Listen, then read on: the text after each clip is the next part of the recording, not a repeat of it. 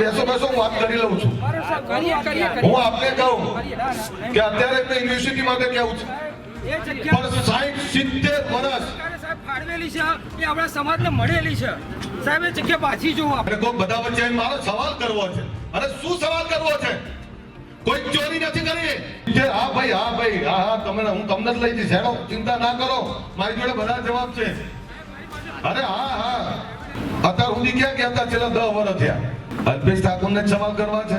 અરે હજારો એકર જગ્યા તમારી હતી, એ લૂંટાઈ ગઈ ત્યારે ક્યાં હતા? એમણે જે સવાલ કર્યો છે કે મારી જોડે પુરાવા છે, ભલા માણસ મને ખબર છે આમાં ક્યાં ખાનગી છે.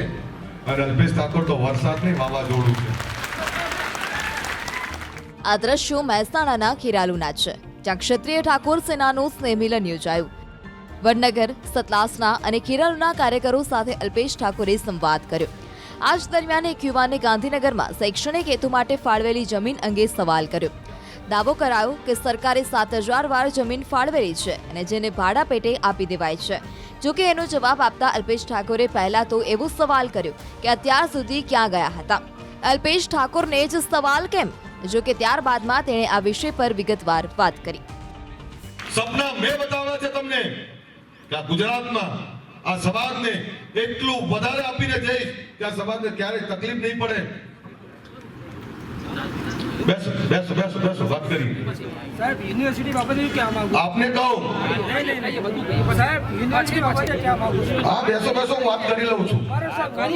હું આપને કહું કે અત્યારે મેં યુનિવર્સિટી માટે કેવું છું એ જગ્યા પણ 60-70 વર્ષ ફાળવેલી છે એ આપણા સમાજને મળેલી છે સાહેબ. એ જગ્યા પાછી જોવો આપણે.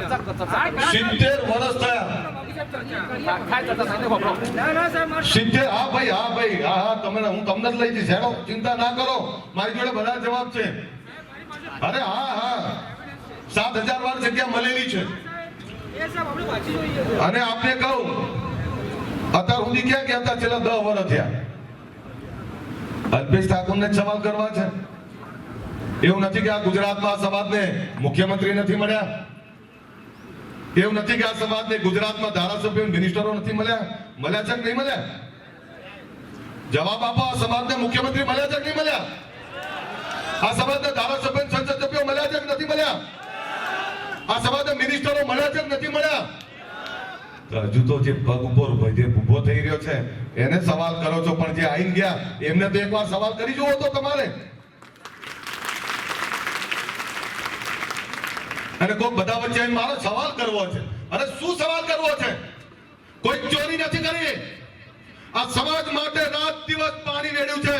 આ સમાજને એક કરવા માટે, આ સમાજને દિશા આપવા માટે. અને એવા હજારો સવાલોના જવાબ આપીશ. 7000 ની શું વાત કરો છો? અલ્પેશ ઠાકોર તો 100 વીઘામાં સંકુલ બનાવવા માંગે છે, તમે 1.5 વીઘાની રવાના કરો છો. અને આ ગુજરાતની અંદર હજારો એકર જગ્યા તમારી હતી.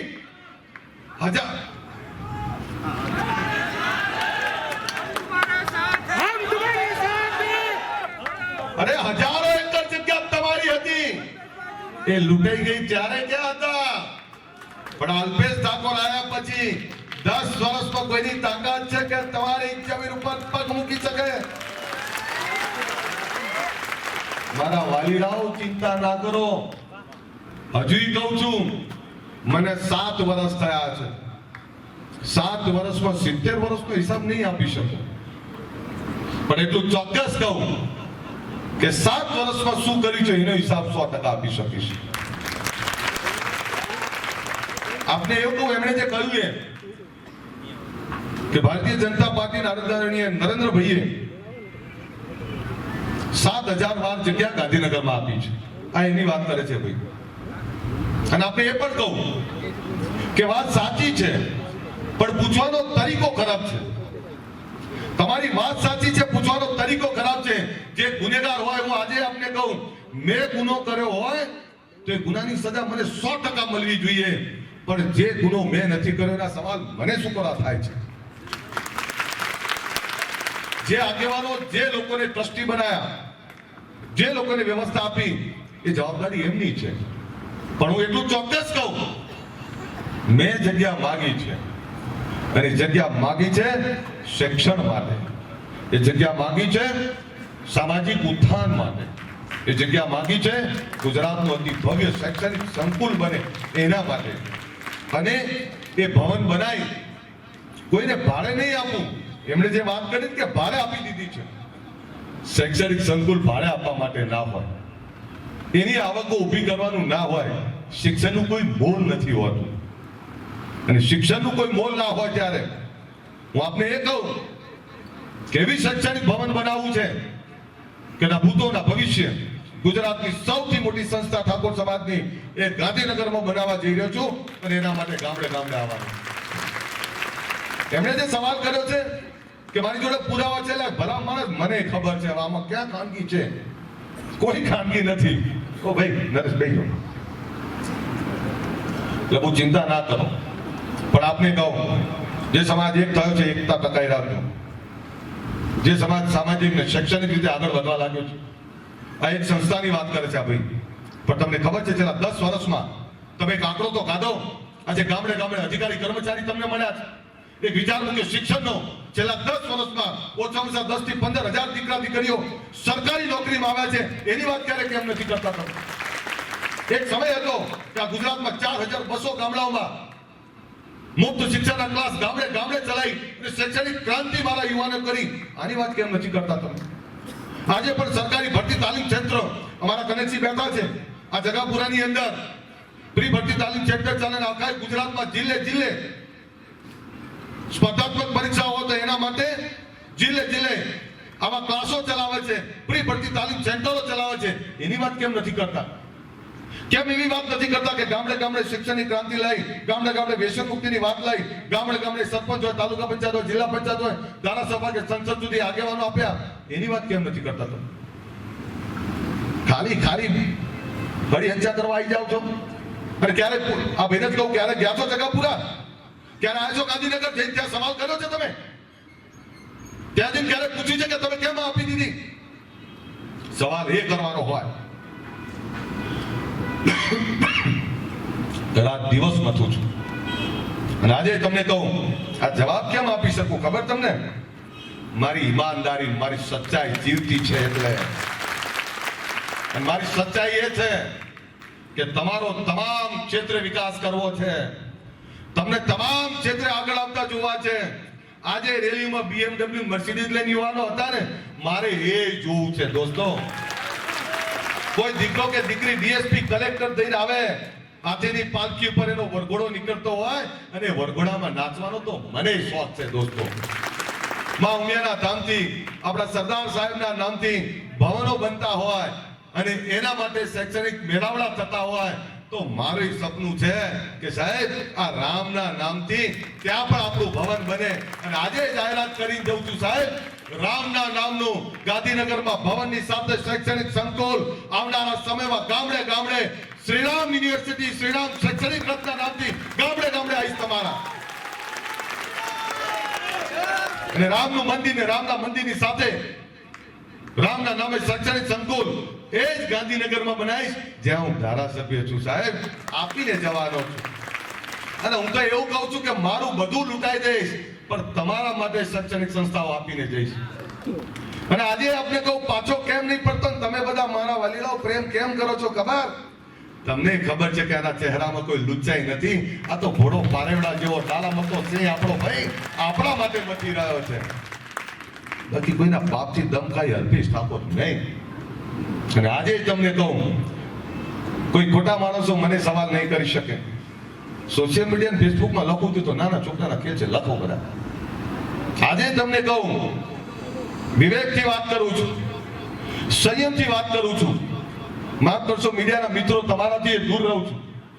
એ એટલે રહું છું કે જે સંસ્થામાં છું, જે પાર્ટીમાં છું, મારો આત્મા મારી ઠાકોર સેના છે.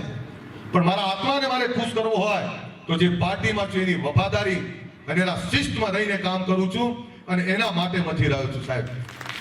એટલું યાદ રાખજો, હવે ગુજરાતમાં ના દેશમાં કંઈ જ નથી. અવળી દિશામાં ના દોડતા. અને તમે તો નસીબદાર છો લે ઓય, આ વડનગરમાંથી તમને સિંહ મળ્યો છે. મળ્યો છે કે નહીં મળ્યો?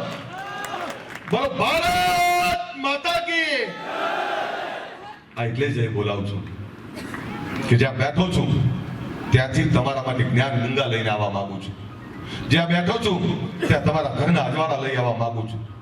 જ્યાં બેઠો છું ત્યાંથી તમારા માટે તમામ સુખ લઈ આવવા માટે બેઠો છું અને એટલે જ સંયમતાથી બેઠો છું.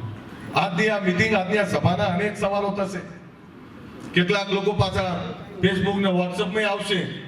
આવા દો, તમને તો વરસાદ આવે ને દેડકા તો બહાર આવે, અને અલ્પેશ ઠાકોર તો વરસાદ નહીં વાવાઝોડું છે. તમને એટલું કહી દઉં, માણસની પ્રકૃતિ ક્યારેય ના બદલાય. એટલે તમે મને ગમે એટલો શાંત રાખવાનો પ્રયત્ન કરો ને, મારા ભાઈ ચિંતા ના કરો. તમે જે કહો છો ને એમાં હું રાજી છું ને એગ્રી છું, પણ આ મંચ નથી એમાં બોલવાનું. હું કહું એ 5 જણા ઘરે જી આવજો, પછી મને મળવા આવજો કે હારું હમણાં આવું કીધું. મને એ ખબર છે કે વાર્ષિક 85 લાખના ભાડે આપેલું છે. અરે સોરી, વાર્ષિક તો નહીં હોય, પણ એ સાથે તમને કહું, શું કરવા જેનો બાપ જમીન જાગીરી વાળો હતો, જેના 100 200 500 1000 વીઘાના માલિક તમે હતા, 1.5 વીઘો જમીન માટે શું કરવા અફસોસ કરો છો? 100 વીઘા જમીન ઉપર બનાવશું સાહેબ, તમારી બધી ભૂખ ભાગી નાખશું. બનાવું છે કે નહીં બનાવું? શ્રીરામ શૈક્ષણિક રથ ફેરવો છે કે નહીં ફેરવો? શ્રીરામ શૈક્ષણિક સંકુલ બનાવવું છે કે નહીં બનાવું? એટલે ખકડીને બોલો, ભૂખ્યા છો મને ખબર છે, પણ મારો અવાજ આવી જાય તોય બોલું છું. બનાવું છે ને? બનાવું છે ને? બે ઊંચા રાખીને તાળીઓ પાડો, મને ખબર પડે. જરા ખકડી નું નામ લઉં ત્યાં સુધી પાડો. બનાવું છે ને શૈક્ષણિક ભવન? વાજબી છે ને જગ્યા? ખકડી. અને તમને બીજું કહું, રાજકીય પાર્ટીઓને આટલી સંખ્યા ભેગી કરવા માટે 10-25 લાખ રૂપિયા વાપરવા પડે. હું જ્યાં જઉં ત્યાં દોસ્તો તમને કહું, સાચી સલાહ આપવા માટે આવ્યો છું.